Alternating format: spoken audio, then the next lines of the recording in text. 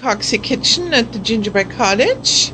A beautiful fall. I just went out to Sunwing Tomato Farm and got 40 pounds of canning tomatoes. They're San Marzanos, absolutely gorgeous. They have little funny ends which I'm going to cut off, but the price was right. So we are going to cut these up first, clean them, cut them up, and roast them in the oven. We have our tomatoes. I'm also going to show you my pan. I have a big convection oven, so I have a restaurant-sized pan. What we're going to do is put a whole bunch of olive oil in here. I like to use quite a bit. Wonderful virgin olive oil. And then we'll take our tomatoes and put them like this into the pan. We'll turn them later. I'm going to fill this up, put a whole bunch of garlic cloves in. Going to fill this up and put a little bit of Himalaya sea salt on top, not much. Now there are different ways of doing tomato sauce. I'm a friend of a rustic kitchen. I do prefer rustic cuisines above the French haute cuisine. I always like the rustic, the full body, the full food is used. Here we use we don't peel the tomatoes, we don't take the seeds out, we use the whole product because the peels of tomatoes have the most nutrition in them. So when this is done and roasted, it will go through the food processor and it will eliminate a lot of that. But of course you don't get the tomato sauce that is the fine tomato sauce where everything is peeled and everything is taken out and cooked down. I don't do that. So you find lots of recipe for that, but this is my preferred recipe. Quickly to show you how to do this. Here are the tomatoes. We cut the tip off, cut them in half, and then put them in here. There's a lot of very good tomato flesh in here. So I take my spoon and take this out. You don't want the skin because it's really brown at the end, so you don't want this. So we discard that. But I always believe in using everything you can of your produce, and the inside is still good. So I'm going to proceed to come back.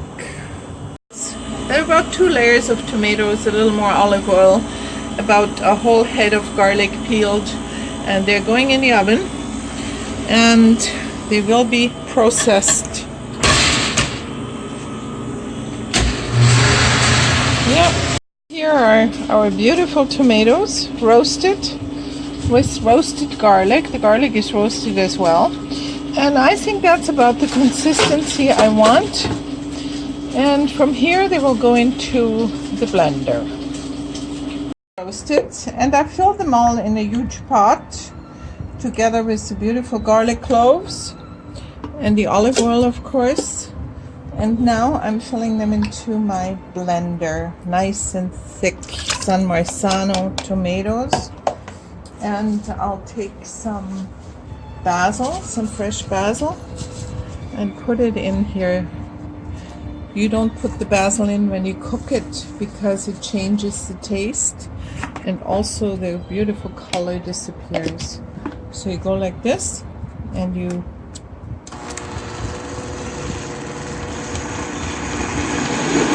it on.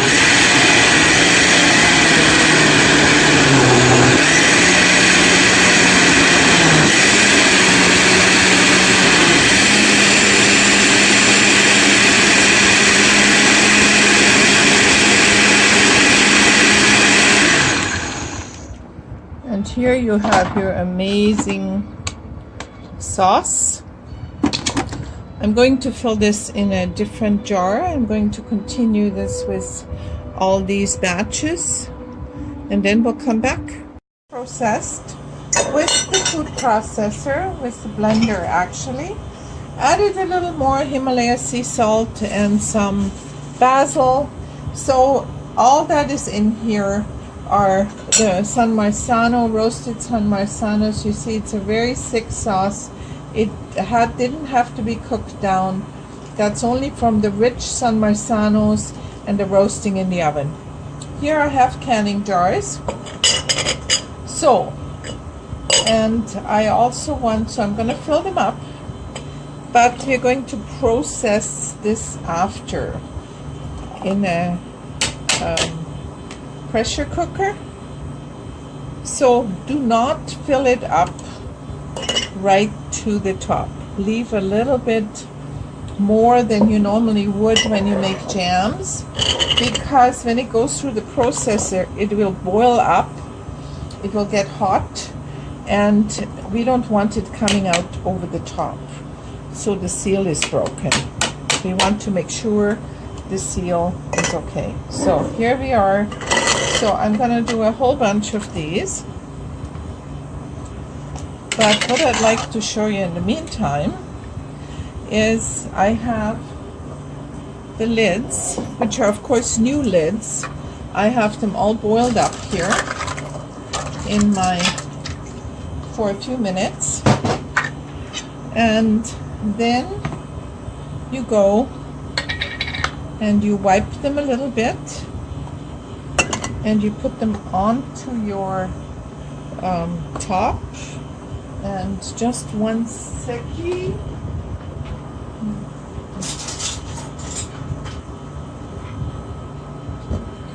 Forgot to bring the lids, but you do get the idea, the screw tops. So you go like this. Always check if there's anything on top and wipe it with a damp cloth. And then put the top on, and I'll show you how you screw it until it starts to grab a little bit, and then you leave it, because it needs this exchange with the air from the inside and the pressure cooking to suck the lid down. Okay, and when it's done, you will find the after the pressure cooking, the ring here is very, like the screw here is very loose, and then you just tighten it after. So pot, it's quite a large one, and it holds about 2, 4, 6, 8 jars, and these here quart jars, as you know. Now the water should not come over the jars. It should come about here under the lid, about ½ an inch under the lid. That's what you want, because I usually found the water gets in, and that's not a good idea. So putting on the lid, this is my favorite here, which keeps the steam inside the pot. So the pot is under a lot of pressure, and it slowly will come up, and when it gets to 15 usually here, which is 150 pounds, then it starts rattling. And what I do then is I turn the heat totally off. Just turn it off. Okay. See, I took the lid off, but it's down to 0, so we can take the lid off, and then I'll look in here, and here are my wonderful canned tomato sauces, and I'm going to lift one out here. Bring it over here. Yeah, and as you can see, it needs to be tightened, so we'll do that. And I brought a tomato sauce out that I'd made before. Here, nice San Marzano roasted tomato sauce, so you can label it, put it in your pantry, and it will keep for a very long time because it's pressure canned. So wishing you good luck and have fun canning tomatoes.